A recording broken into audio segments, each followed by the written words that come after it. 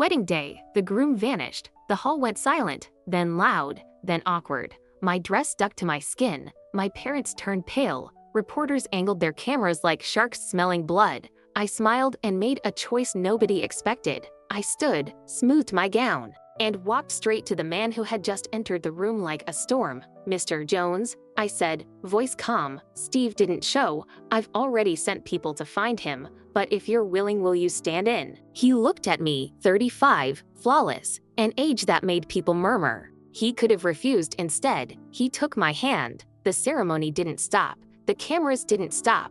The crowd's murmur turned into a roar when the MC stammered and then announced us, bride and groom. He placed a ring on my finger when I tried to put the ring on his. It was too big. It had been sized for Steve. We made it work. Then the ritual everyone waited for, newlyweds kiss. He leaned in slow. My heart did a small, traitorous flip as his lips met mine. The flash of 10,000 cameras felt like thunder. I had walked into the hall a dumped Yankee. I walked out that night a Jones family daughter-in-law. The headline would write itself. The city would gossip. And I felt the exact crisp, dangerous thrill of someone who just flipped the board. Stanley Jones, youngest head of the Jones conglomerate. A man who'd been photographed twice in 5 years and still saturates a room when he appears. He's not Steve's biological father, only his legal one, but who cares about bloodlines when power and face matter? I'd been engaged to the Jones house since I was a child. The natural assumption was Steve, but when Steve fled at the altar, the rules changed. "Are you sure?" Stanley asked, a slow lift of one brow, the sort that made people obey. "Absolutely. You don't have to be his father to be my husband," I said, smiling sweet and sharp. He took my hand. We stood, the oddest bride and groom pair anyone in B City had seen. White wedding dress beside a tailored black suit that fit like a second skin. Reporters leaned forward. Guests murmured. Someone in the back, for the cameras, whispered audacity. We exchanged rings. We kissed again. My cheek burned from the heat of the lights and the attention. I expected awkwardness, scandal, or a palace coup of whispers. What I didn't expect was a thrill that made me want to laugh. This wasn't consolation. This was strategy and maybe a little pleasure. After the ceremony, my mother dragged me into a quiet room and nearly exploded. "Mary, what in heaven are you doing? He's 10 years older. Do you know what people will say?" "Well, he's handsome," I replied. Truth. I said it to wind her up, and because honestly he was. Before my mother could list every possible calamity,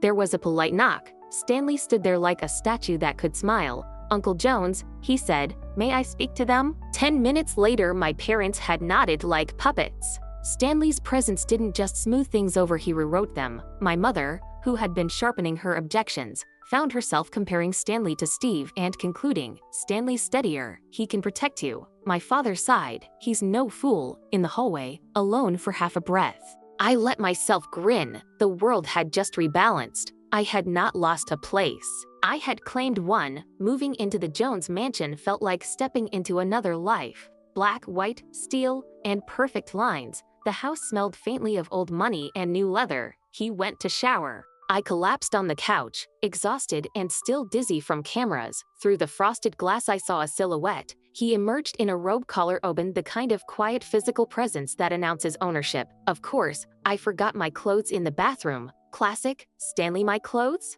I called through the door, trying not to sound like a nervous teenager. A low, amused voice answered. "I'll pass them through." There was a pause, footsteps, the rustle of fabric, a hand at the door. He handed me the bag. Our fingers brushed. I froze. His gaze held mine with a slow, heat-smearing intensity that was half challenge, half promise. Later, sitting opposite him while he read a file, I dared to ask, "So what are we doing about Steve?" He folded the papers, slid them across the table, and said, "Read." The file showed photos, Steve and a girl, laughing, arms around each other, inescapable proof that the groom had been elsewhere while our city expected him at the altar. The image of betrayal, the evidence of choice. He looked up. "We can cancel the wedding." But he didn't look like a man proposing defeat. He looked like a man planning. I scanned the documents with a steady hand. The timestamps painted a small, ugly picture. Steve and that other woman, closer than a fiancé-to-be, had been entangled longer than the wedding had been planned. They'd planned their escape while we were signing contracts and printing invitations. It stung. Fury was a tidy, efficient thing when properly directed. We never registered yet, Stanley said, voice even, only the ceremony. If you want, we can register tomorrow, make it official. My answer came without hesitation. Then let's do it. I want this to be real. He watched me, almost amused. You mean it? I do, and I let the sentence hang, not because I was dramatic, but because a plan was already forming, sharp as a scalpel. Handle him as you see fit. He smiled, one of those small, knowing smiles that said he'd understood everything I hadn't needed to say. The mansion around us felt less like a house and more like command central. Outside, the city would spin rumors. Inside, something else was taking shape. Two people who knew how to use power and humiliation like tools. I cradled the paper in my hands and smiled, quietly. A promise more than a threat. Night draped over the mansion. Stanley stood by the window, phone in hand, voice low. You said I could let you handle Steve however you want. Still true? I smiled slowly. Then freeze every card he has. Let's see how he enjoys true love without money. He looked up, eyes gleaming. Consider it done. Starting now. All his accounts are blocked. He paused, satisfied. Love? That last word made my heartbeat stutter. I pretended calm, completely. Misery suits him. He chuckled, switched off the lights. Then sleep. I won't touch you unless you want me to. Darkness, silence. I exhaled, half relieved, half curious, but curiosity can be dangerous. A whisper brushed my ear. Are you sure you don't want to try for yourself? And just like that, I learned a truth no rumor had prepared me for. Never tease a man who's been abstinent for years. Morning light crept in. The other side of the bed was cold. I tiptoed downstairs, expecting emptiness. Instead, Stanley, reading a magazine, sleeves rolled up, collar open, casual, deadly. Did you sleep well? He asked, eyes flicking up, perfectly. I lied, cheeks burning. He smirked. Good, you looked satisfied. My jaw dropped. Excuse me? He only smiled and turned toward the kitchen. Minutes later, he set out breakfast porridge, steamed buns, side dishes, simple, warm, ridiculously good. I bit into one bun and froze. Who made this? I did, he said, as long as you like it. Of course I liked it. It was divine. I wanted to make a sarcastic remark, but priorities. After breakfast, he said lightly, let's go out. His outfit? White shirt, jeans, open collar. The marks I'd left on him peeked out from under the fabric. I coughed. You're going out like that? Why not?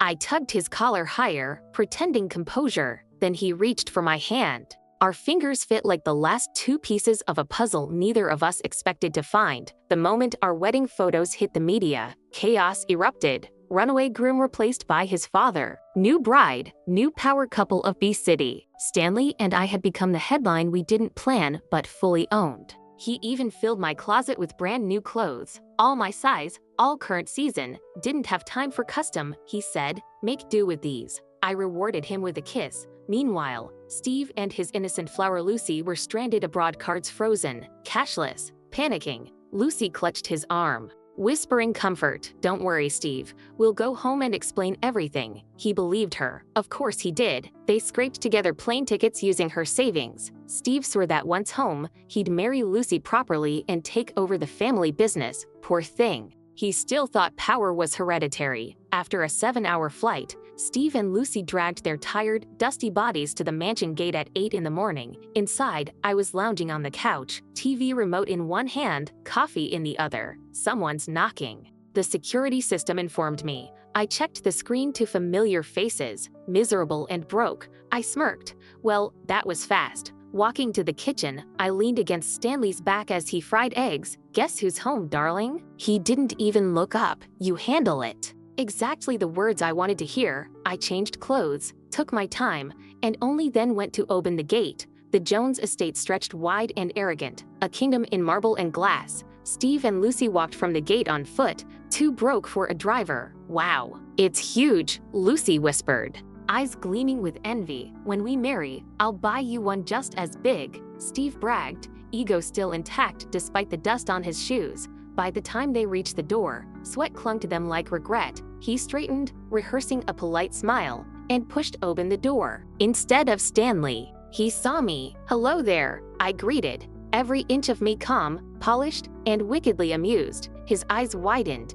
You what are you doing here?" And just like that, the stage was set. The runaway groom had come home to call his ex-fiancée mom. Steve froze in the doorway. Lucy bumped into him from behind and nearly fell. He stammered, You what are you doing here?" I smiled sweetly. "Living here. Why? Surprised?" Lucy grabbed his sleeve, tears welling instantly. "Mary, please. Steve and I truly love each other. Don't ruin it for us." I folded my arms. "Ruin what? I haven't moved an inch." Steve's temper flared. "You're shameless. Our wedding was canceled. You have no right to stay in this house." "Oh." I tilted my head. "Then whose house is this again?" Before he could answer, a deep voice came from behind me. "What's going on here?" Stanley entered, tall, dark shirt perfectly fitted, presence cutting through the air like a blade. Steve lit up. "Dad, you're back. Why is she here?" Stanley ignored him, walked straight to me, and said quietly, "Breakfast is ready. Come eat." Steve blinked, confused. "Dad, you cooked for us?" Stanley's hand slid into mine. "Not for you, for my wife." I turned, smiled at Steve's stunned face, and added softly, "Eldest son, call me Mom. Let me hear it." The silence that followed was pure gold. Steve's jaw practically hit the floor. "Dad, how could you marry her?" Stanley didn't flinch. "Why not? She's my wife. She was supposed to marry me." "That's not what happened," Stanley replied evenly. "You ran." I sipped my coffee, enjoying the show. 10 years apart. Steve shouted, desperate. "So what?" I said sweetly, "Love has no age limit." Then I leaned over and kissed Stanley's cheek. "Right, honey?" Stanley smiled and ruffled my hair. "Exactly." Steve's expression darkened to thunder. I pointed a manicured finger at him. "Come on, eldest son, call me Mom, or your dad might just decide to have another kid and replace you." Stanley didn't even deny it. "Obey your mother," he said lightly. Steve's fists clenched, veins popping, but finally he ground out a single word, "Mom." I grinned. "Good boy then." Just to twist the knife, I handed him a red envelope. For the occasion, he took it, jaw tight. I flashed all 8 perfect teeth in triumph. Time for the next act. I turned to Lucy, who looked like a porcelain doll about to crack. "So this is my future daughter-in-law," I said, circling her slowly. "Not bad." From a distance, Lucy's voice trembled. Hello, Mrs. Jones." She couldn't bring herself to say Mom, polite enough. I gave her a half smile and turned away. Stanley instantly understood the cue. He folded his napkin and said to Steve, "Now, explain why your cards and assets are frozen." Steve stiffened. "Dad, why would you? You humiliated to families on your wedding day," Stanley said, voice sharp. "Do you realize what that cost us?" "I just didn't love her," Steve argued. "Then you should have said so before the altar." I cut in. Running away made both families a joke. Steve glared. "You just wanted the Jones name." I leaned forward, smiling dangerously. "And you wanted the Smith fortune. We're both honest now, aren't we?" He fell silent. Game, set, match. Stanley's tone dropped to ice. "If you want to be with this woman, you'll give up your position as heir. Every cent, every car, every property under your name gone." Steve blinked, stunned. "You're kidding. I don't joke about incompetence." Lucy's fingers tightened around Steve's hand. She tried to smile, panic flickering behind her lashes. "Steve, maybe don't rush." He squeezed her back. "All misplaced pride? No. I'll prove myself. I'll give up everything." Stanley nodded once, then it settled. I arched a brow. "You really think love can buy food, Steve?" He looked at Lucy with tragic devotion. "I'll work. I'll provide for her." Touching, I murmured, "Bring tissues next time." They left hand in hand, heads high, wallets empty. As the door shut, I laughed until my sides hurt. Stanley rubbed my stomach gently. "Happy?" "Ecstatic," I said. Let him learn what poverty tastes like. Stanley acted fast. Within hours, the family network cut Steve off entirely. Anyone helping him would face consequences. Steve's biological parents were furious too. "We gave you to Stanley to make something of you," they snapped over the phone. "Now look at you." Click. No one answered his calls for help. Lucy, meanwhile, discovered the downside of dating for wealth. You can't cash love at the bank. Steve borrowed from friends. But the generous young master found out the hard way that people vanish when you have no money to lend. He ended up with a handful of bills and a mountain of pride. "Don't worry," he told Lucy. "I'll find a job tomorrow." Lucy smiled faintly. Already calculating. She wanted luxury. not loyalty, but she hid it well. Back at the mansion, Stanley simply said, "Let him struggle. It's time he learns consequences." I nodded, satisfied, and if he doesn't? Stanley's eyes softened toward me. Then he'll learn the harder way. Some lessons, after all, require losing everything. Lucy's face went white when Stanley's words sank in. No heir, no money. This wasn't the dream she'd chased. She wanted mansions, not morals. But before she could speak, Steve squeezed her hand. "Lucy, don't worry. I'll take care of you." "I'll work hard, Steve. You don't need to," she began. But pride had already drowned reason. "I'm serious," he said. "I'll give up everything for you." "Then pack," Stanley ordered. "Leave the house tonight." Lucy forced tears. "Played the martyr, Steve. You shouldn't give up your family for me." "I already did," he said with that tragic, heroic tone only fools master. They walked out hand in hand, broke but full of true love. I watched from the window, fingers resting on my husband's arm. Can he really survive without money? I asked. Stanley's eyes stayed on the door. He'll learn, and if not, life will teach him. Stanley's command spread fast. The Jones empire turned its back overnight. Anyone who dared to help Steve risked their job. He called his birth parents. They hung up. He called friends. Most ghosted him. By the end of the week, the mighty young master had borrowed barely $10,000. He smashed his phone in frustration. Lucy flinched. "Steve, calm down. We'll be fine." He looked at her, desperate and wild. "I'll find a job. I'll fix this." She smiled softly, fake warmth over panic.